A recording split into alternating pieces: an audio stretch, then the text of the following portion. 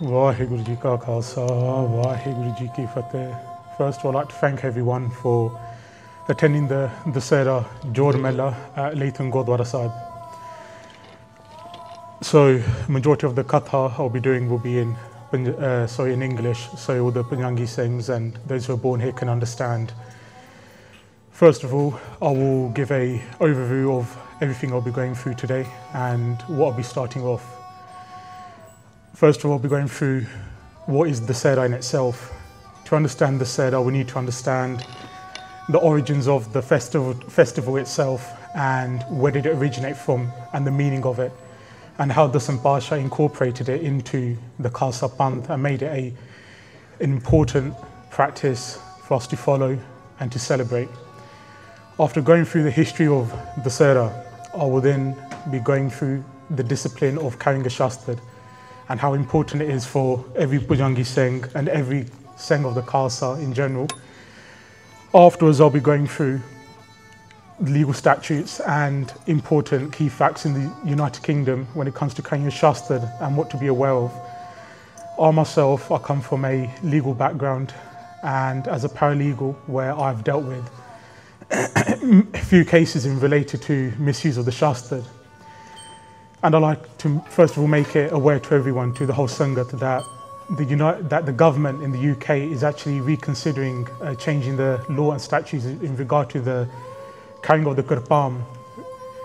We're very lucky that our kirpan is unregulated within the United Kingdom, but due to isolated incidents around the UK and also outside of the UK, it's become an important matter which has been caught on by the UK government and by many politicians in the UK. So that is also something I like to emphasize on to all the Sangat as well. First of all, so to the whole Sangat here, Dussehra, before Dussehra, we have the 9 days of worship known as Navratri. So what is Navratri, commonly known in Punjabi as Navratri, and what is Dussehra? What are they both? Where do they originate from? Although our practices differ from Sanatan Mat and is different what Guru Gobind Singh Ji has installed for the Khalsa, we have to understand what these festivals are Pella and Okisi and how they were commemorated by the armed people of Bharat of India. So Navratri starts off with 9 days of worship where Jara Hindua or Devinu Mandasi, and they would commemorate the 9-day or even including 10-day battle of Chandi with Mahayasur, the demon. On the 10th day, Dussehra is then celebrated to remember Sri Ramchandra Ji, Usne Ram, and how he slayed Ravan. Hence the name Dussehra, thus meaning 10, Dussehra, the 10th day. Within the Guru Khalsa Panth, Maharaj was very aware of this practice within the Guru Khalsa, within the whole of India, and how many Kshatriya, many Kshatriya warriors from north and south of India, starting from the Gurkhas in Nepal, from the Rajasthani Rajputs, and from the Marathas in Maharashtra, all the Kshatriyas would worship the Devi and have their own form of Biras worship that they would install within their own warriors. Maharaj themselves was aware of this and knew the purpose of why the Rajputs and the Marathas and why the Kshatriyas of the Hindu Dharma were celebrating this festivity. However, Maharaj did khandan of this and explicitly challenged the Hindu Dharma and said that Devi in itself, although everyone worships Devi as the goddess herself, the true Devi is that Shakti of Akar Purak. Devi in itself is Gurmat, Tat Gyan. Gurmat is a Shakti which originates from the Gyan Karag.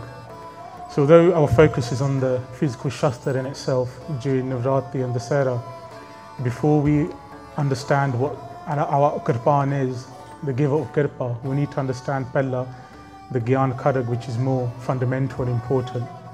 Without the Gyan Karag, your Shastra you carry on you is useless and means nothing.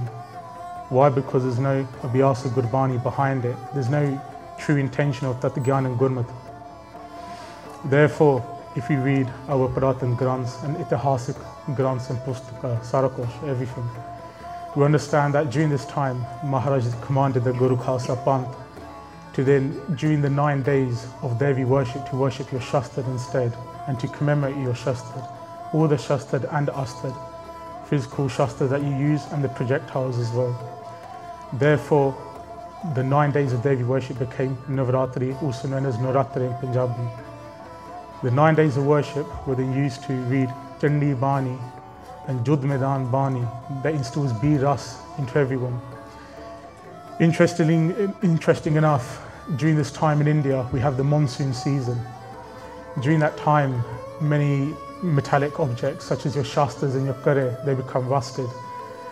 So during that time, Maharaj made it compulsory for the Guru Khalsa Panth to then take care of their Shastra, to remove the rust, and to do their Sodar of all the Bhatte, of all the Shastra, of all the Astar, everything, whatever was in the army of the Guru Khalsa Panth.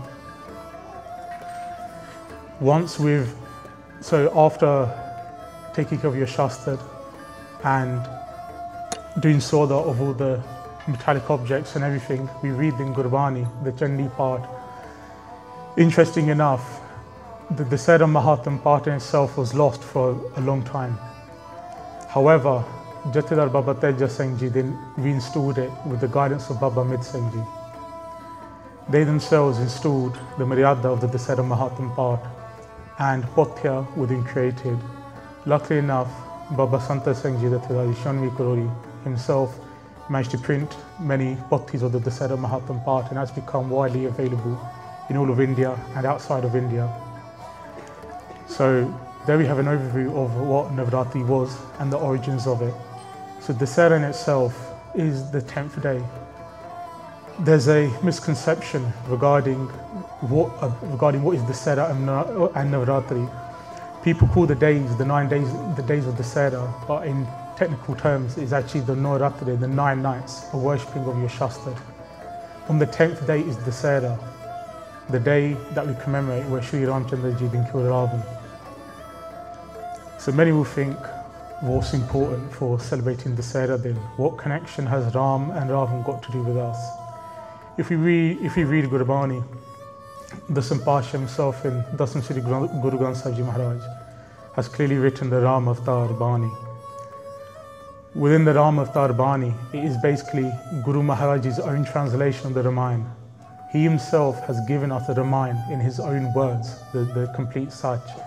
Therefore, we have the Ram Avatar Bani, also known as the Ram Katha as well.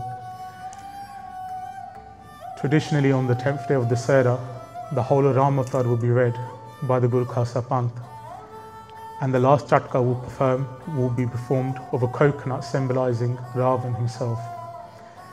When we see these practices during Navratri and even during the Khan part of Dasam Granth and during the Dussehra Mahatam part, when we see Chatka of fruits and coconuts, that in itself has an important meaning in itself. When we read Gurbani, Dasam Maharaj's Bani, Maharaj talks about the many, many important legends of when the Devi Devta would fight the demons. Understand in a deeper sense that the Devi and Devta in itself is the Gurmat Tat Gyan, and the Rakshas is the Sansar that is bringing you towards Maya. That's the real Rakshas. Jalo, we can think of another demon, a scary-looking demon, and think that is a Rakshas in itself. But the true Rakshas is that which takes you away from Gurbani, that distorts the Tat Gyan. Therefore, a deeper meaning when it comes to doing Chatka of the fruits. The fruit in itself, when it's being Chatkad, after each completion of each Gurbani, it happens during the time when there's a recitation of the slaughter of each demon.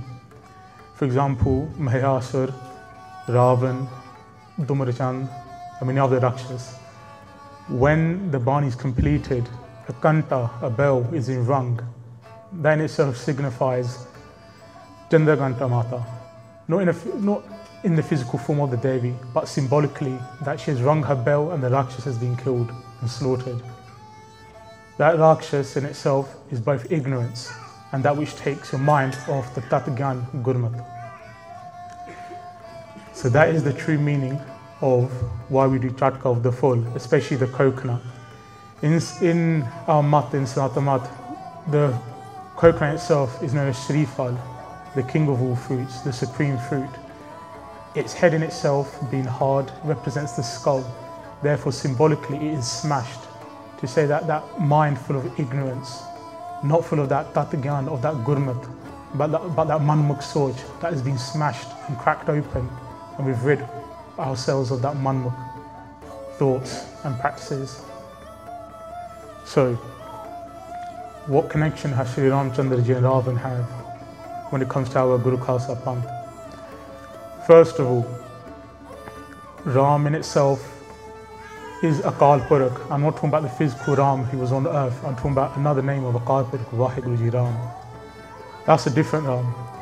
But the Ram that Maharaj is talking about in Gurbani is the very same Ram that was a human being, that walked on earth and that fought Dharm Yudh, righteousness on earth, against those who were attacking the Sants and attacking Sansar with their ult, Soj and Mat.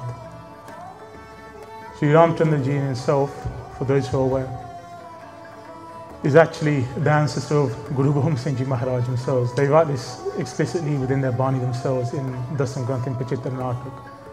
We read the Pankti every day, Tin Bediyan ke Kul Peke Pragat Nanak Rai. So Guru Nanak Dev Ji Maharaj and Guru Gobind Singh Ji Maharaj themselves are from the Ans Bans of Ram. And through their children, Love and Kush, therefore we have the Beddis and the Sodis as well. Beddis from Guru Nanak Pasha Maharaj and the Sodis from Guru Gobind Singh Ji Maharaj.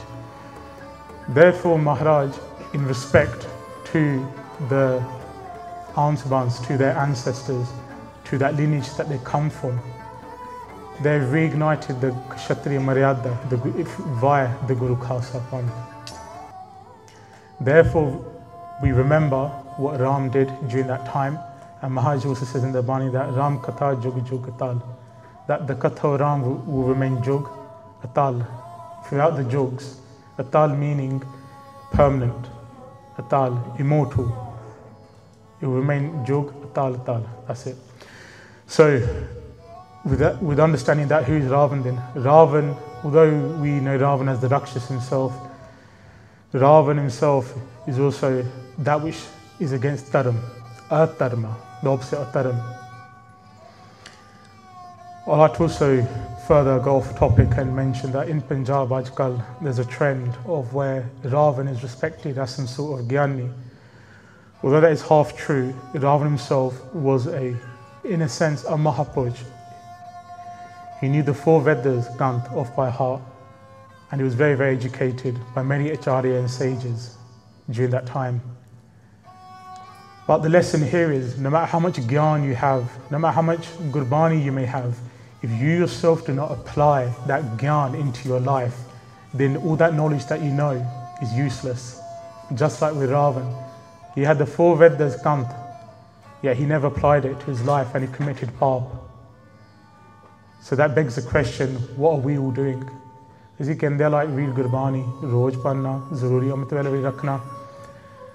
But what is more important is the application to that into your lives. Otherwise you yourself become like Ravan. You may know your Panj Bani off by heart, but if you're not applying it into your lives, then it's useless.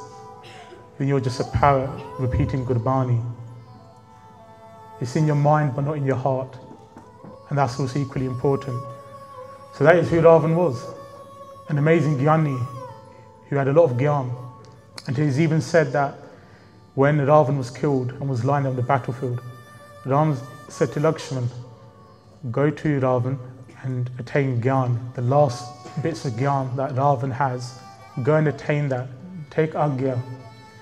ਫਿਰ Lakshman went up to Ravan and stood by him, by his head. Hath jod ke, he said, to give your Gyan. Give me your Gyan. You're a Gyani. You're Mahapurush. You had the 4 Vedas, Granth. Ravan remained silent. So Lakshman went back to Ram and said, Ravan didn't respond. What did I do wrong? So Ram said to Lakshman, you're standing by his head. Go to his charan and take the Gyan. So then Lakshman went back and stood by Ravan's feet and then did Benti again to Ravan and said, please give me your Gyan. ਫਿਰ Ravan gave his Gyan. So even in death, he was shown respect. Why? Because he was a Gyani and he realised the path he had committed. And he knew ultimately the price he had to pay for. And so that is Ravan himself. In the Guru Khalsa Panth, we don't do Ustatta Ravan or anything like that. So the trend we see Ajkal in India is just manmat, when people are praising such characters but having full understanding of Gurbani and Itihas. And what Maharaj themselves says, nothing is supreme to Gurbani. So whatever Gurbani says, that is what we follow. So that in itself gives us an overview regarding Navratri and Dussehra and how it was incorporated within the Guru Khalsa Panth. So the Guru Khalsa Panth would obviously do Naam Bani Abhyas, they would read Chandi Path, Bir Ras Bani, they would do care of their Shastra, they would take care of their Shastra, do their puja, wear a Chaur Sahib, light a jot, light toof, and show utmost respect for their Shastra. Shastra in itself, which we know is our Peer. Oscar Pan Khando Kharag, Tupuk Tabara Peer, Sahib Surohi Sati, Yeh Hamare Peer. Maharaj says this is our Peer. And Maharaj specifically uses Peer as the loves, not any other word. Why? Because what does a Peer do? The Peer guides. And Maharaj is not just talking about our physical Shastra here. Maharaj is talking about the Gyan Kharag that guides you. That guides you, that true mat, that gurmat Gyan, that Shakti is our Peer in itself. Both the Gyan Kharag and the physical Shastra that we also carry as well. Whenever people say you worship your Shastra, what's the difference between that and Murti Puja? Shastra is just Loha. In essence, it is just Loha. But very symbolically representing that Gyan Kharag at the same time. And we understand that in the times we live in, especially those times of Guru Maharaj as well, the Shastra was very important to be carried. And that many powers during that time were trying to disarm the civilians and everyone. Therefore, those who were weak and who listened to those who were disarming them fell and became shaheed. And those who kept the Shastra managed to uphold the practices of Dharm Yudh. And by upholding Dharm Yudh, they're able to attain Shahidi and fight for the Guru Khalsa Panth. Not just for the Guru Khalsa Panth, but for everyone. That's why we have said Bata da Pala. Guru Nanak Naam Chaddi Kala Tere Pane Se Bata Pala. So we fight for ourselves and we fight for everyone else at the same time, for the whole of Sansar. And that's where we as Khalsa, we're not selfish. Although we uphold the Khalsa as supreme, we're there for everyone, and we should be there for everyone. Main dekhiya mere apne Singh Sahib, when they're out there, they're wearing bana or they're wearing their casual kapre, when you have that damal on your head, you're carrying that representation of Guru Maharaj. So wherever you see injustice and those who are oppressed, it is your duty to step in. No matter how strong or weak you are, if you do not step in, then you're a coward. That's it. You've gone against what your true teachings were from Maharaj of upholding Dharm Yudh. You yourself are going to become a coward. So that's why it's important to also look out for everyone else, to be that representation, because when everyone sees you, they see Guru Gobind Singh Ji Maharaj. They see the Guru Khalsa Panth. Can you imagine they see Guru Gobind Singh Ji Maharaj and you run away? So that's why it's your duty as a Khalsa, as a Singh, to uphold the Dharm Yudh wherever you are. That is what the true meaning of Tiyar Bar Tiyar is. Tiyar Bar Tiyar in Shastra and Tiyar Bar Tiyar in Gurbani equally are important. As you can there, Tiyar Bar Tiyar hai na. Theek hai, we have our Shastra as well, but where's your Gyan? Before you use your Shastra, you use your Gyan Kharag. That is equally important. Without utilizing the Gyan Kharag, your ignorance, you're ignorant then. You're just, ignorance is leading you and not Gurmat. So that's why I will conclude here for the importance of carrying our Shastra and the discipline as a Singh, for why we carry our Shastra. I'd like to, for just 5 minutes, go on to how we should carry our Shastra and how we should carry about everything when it comes to in the public eye and how other people see us. I'd like to just say that many Singhs obviously travel here on public transport. And when they go to other Jordamelia as well, they travel via the trains and any other systems of public transport. When you're carrying your Badi Qurban, it's a benti to please carry it in a Hazuriya, to wrap up your Badi Shastar as well. Why? To reduce those who are looking at you, to reduce that dhyan on your Shastar. The whole point is to make your life a bit easier. If you're carrying your Badi Shastar and someone brings out their phone and starts recording you and posting all over social media, Tika, you've committed no bab, you've done good, by law you're allowed to carry your Shastar, no problem, but you've created a hangama, you've created a ruckus, and that's not needed. So my benti is to the Singhs out there, be wise when carrying your Shastar wherever you go. Why? Because of the isolated incidents that have occurred recently in the past few months or the past year or so. The government themselves are actually looking into regulating the Qurban and putting on further regulations, including the size of your Qurban that you carry, how you can carry it, where you can carry it. With Maharaj's Apar Kirpa, I myself am lucky to even carry my Qurban into court and to even go into prison to meet clients. That in itself can be affected if new regulations come in. We're also lucky to carry our Qurban into certain destinations via the airport. That in itself may be affected if more isolated incidents of misuse of the Qurban comes up. So that's why it's my benti to everyone to be very careful of carrying your Shastar and even using your Shastar as well. It's understandable as a last resort to use a Shastar if you're outnumbered. But don't be foolish. Don't use a Shastar to threaten others. Otherwise you yourself have become just like the Mughals who oppressed the people of Bharat. The Khalsa doesn't use his Shastars to oppress but to defend. Okay? So I'd like to conclude there very quickly regarding the Navratri, the history of Dussehra as well, the discipline of carrying your Shastar and how important it is for you yourself as Singhs and for the Guru Khalsa Panth. And also taking dhyan in the UK when carrying your Shastar around. We're very lucky within the UK that we're able to carry our Shastar unregulated, and it is something that may be changed in the future. So I'd like to conclude there